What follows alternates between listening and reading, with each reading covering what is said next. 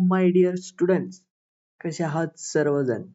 पुनश्च एकदा तुम्हा सर्वांचे आपण इंजिनियर्स या युट्यूब चॅनलवरती हार्दिक स्वागत, हार्दिक स्वागत, हार्दिक स्वागत. तर आपल्या या युट्यूब चॅनलवरती आपण कॉलेज रिव्ह्यू सिरीज चालू केली होती. ती सिरीज जी आहे ती चालू आहे आणि त्या सिरीजमध्ये आपण सर्व कॉलेजची सर्व माहिती, फीज, त्याचं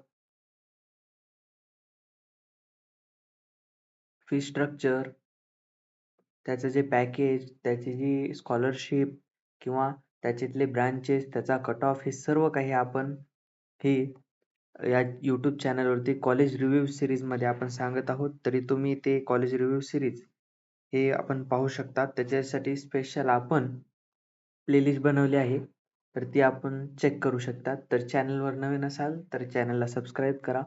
चॅनलला सबस्क्राईब केल्यानंतर तुम्हाला जे नोटिफिकेशन आहेत ते तुम्हाला भेटतील.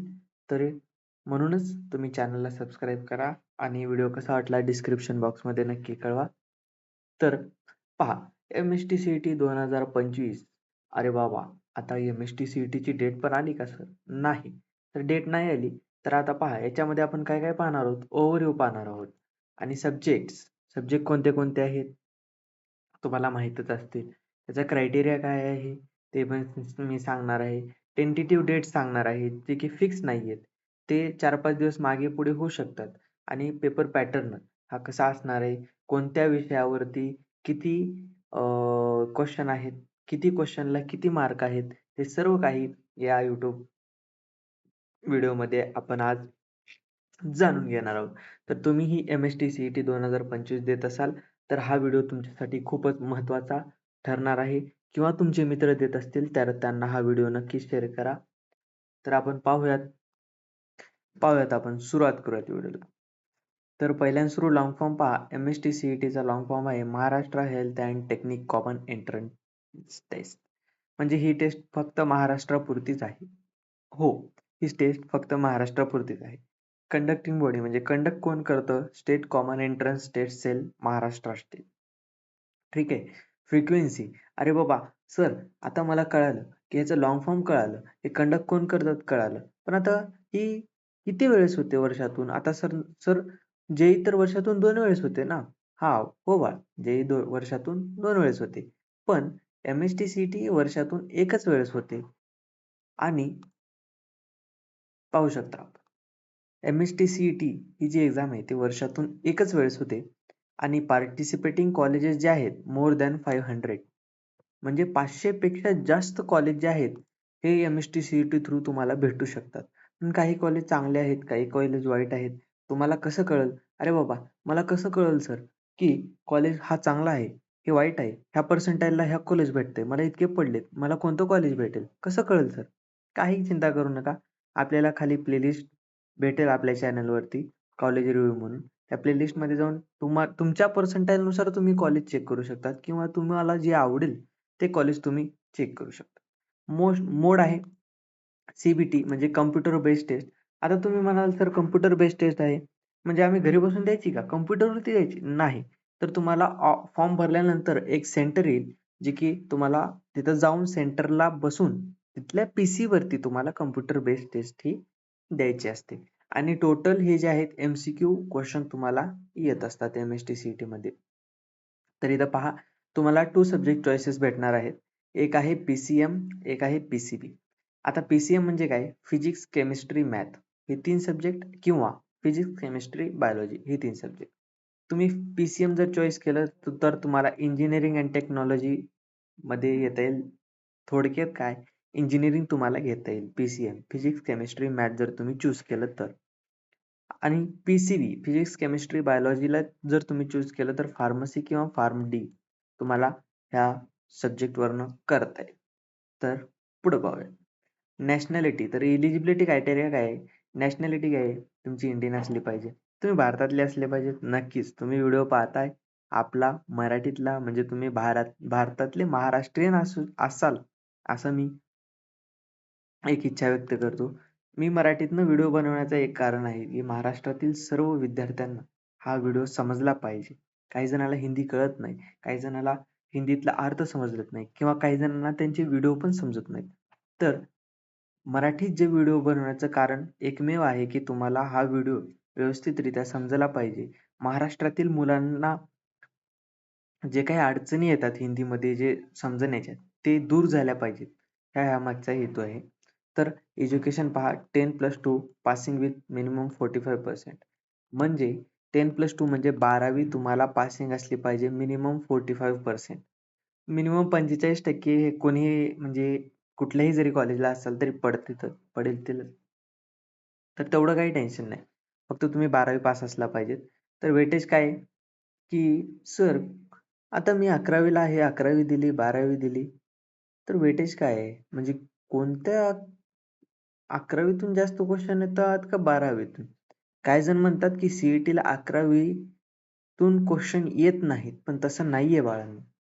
11वीलाही वेटेज आहे आणि 12वीलाही वेटेज आहे. हां, 11वीला कमी वेटेज आहे, 12वीला जास्त वेटेज आहे, पण वेटेज दोन्हीलाही आहे. काही जण 11वी काही कामाची नाही किंवा 11वीमध्ये स्कोरिंग करणं काही इम्पॉर्टंट नाही असं समजून 11वीला कॉलेजला जात नाहीत किंवा सिरियस घेत नाहीत. तर तुम्ही 11वी ही केली पाहिजे जर तुम्ही MST CET देत असाल. तर पहा 20% क्वेश्चन्स हे येतात 11वी मधनं आणि 80% क्वेश्चन हे येतात 12वी मधनं. ठीक आहे. तर त्याच्यानंतर लँग्वेज पाहूयात. इंग्लिश आहे, मराठी आहे, उर्दू आहे. हे कशासाठी? For biology, physics, chemistry. Okay. Biology, physics, chemistry हे 3 विषय तुम्ही देत असाल तर तुम्हाला इंग्लिश, मराठी, उर्दू हे 3 चॉईसेस भेटणार आहेत आणि इंग्लिश आहे फॉर मॅथमॅटिक्स. ठीक आहे. तर तुम्ही जर काही बायोलॉजी, फिजिक्स, केमिस्ट्री देत असाल तर तुम्हाला 3 लँग्वेज भेटतील आणि जर फिजिक्स, केमिस्ट्री, मॅथमॅटिक्स घेत असाल तर तुम्हाला चॉईसेस आहेत. इंग्लिश, मराठी, उर्दू हे फिजिक्स आणि केमिस्ट्रीसाठी आणि इंग्लिश जे आहे ते मॅथमॅटिक्ससाठी. ठीक आहे. आता आपण पाहणार आहोत टेंटेटिव्ह डेट्स. हां. आता हे जे डेट्स आहेत ना, हे 1 आठवडा पुढं, 1 आठवडा मागं होऊ शकतात. तेवढं काही इम्पोर्टंट नाहीये डेट्सचं. तर हे जे डेट आहेत ते 1 आठवडा पुढं, 1 आठवडा मागं हे होऊ शकतात. तुम्ही ही गोष्ट लक्षात ठेवायची आहे, की हे सांगितलं आहे म्हणजे हे डेटलाच होतील असं काही नाहीये. तर पहा application form starts from second week of जानेवारी 2025 म्हणजे जानेवारीच्या दुसऱ्या आठवड्यापासून ॲप्लिकेशन फॉर्म हे स्टार्ट होण्यासाठी होऊ शकतात. ठीक आहे. तर याच्यामध्ये 10-12 दिवस पुढं मागं होऊ शकतं आणि लास्ट डेट जे आहे ते नॉट शुअर आहे. कारण ही जी डेट आहे ती लेट फीस फॉर्म किंवा काही जर अडचणी आल्या तांत्रिक तर ती डेट ही वाढू शकते. शक्यतो तुम्हाला 1 महिना हे आरामात भेटू शकतो. तर तुम्ही असं धरून चला, की लास्ट वीक ऑफ फेब्रुवारी 2025 ही जी आहे ती लास्ट डेट असेल. ठीक आहे. तर CETची एक्झाम कधी होते सर? तर 4th वीक ऑफ एप्रिलमध्ये होते तुम्हाला. February sorry 4th weak of एप्रिलमध्ये तुमची एक्झाम होईल. 4th वीक ऑफ एप्रिल किंवा मेमध्ये पण जाऊ शकते 1st वीक ऑफ मे किंवा अलीकडे पण होऊ शकते.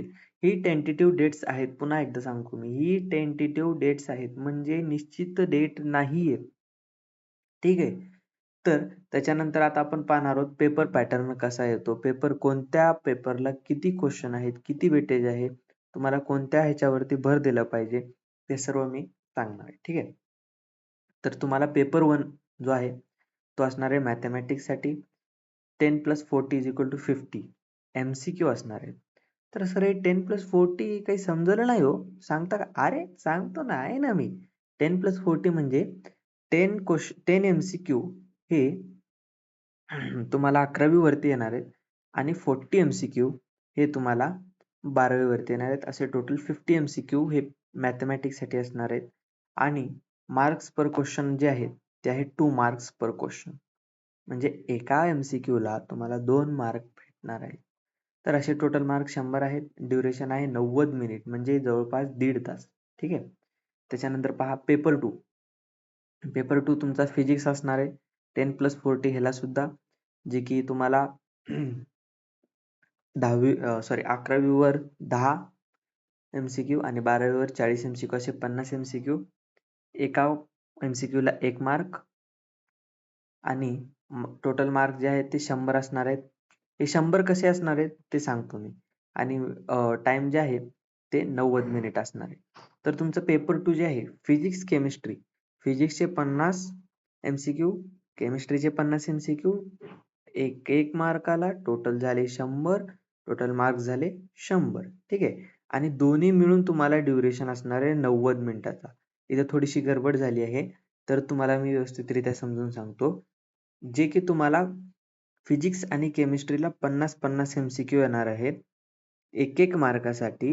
हे दोन्ही मिळून 50-50 मार्काचे 100 मार्क झाले आणि दोन्ही मिळून फिजिक्स आणि केमिस्ट्री या दोन्हीला मिळून 90 मिनिटाचा वेळ असणार आहे तुमच्याकडे. म्हणजे दोन्ही 1.5 तास असणार आहे. ठीक आहे. आणि बायोलॉजीला 20+80 टोटल 100, एक मार्काला एक क्वेश्चन 100 मार्क्स आणि 1.5 तास. आता पहा, आता याच्यामध्ये कसं डिवाइड असतं.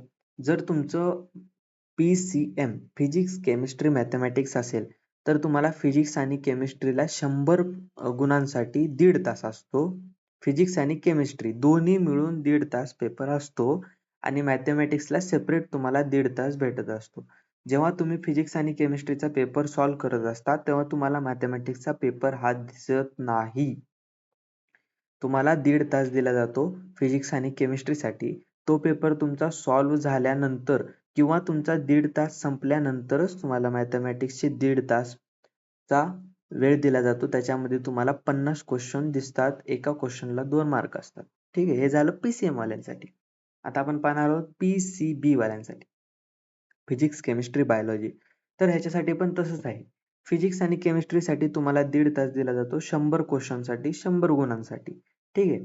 तर फिजिक्स आणि केमिस्ट्रीचा 1.5 तास झाल्यानंतरच तुम्हाला बायोलॉजीचा पेपर हा तुमच्या स्क्रीनवरती दिसेल. हे सर्वांनी लक्षात ठेवा.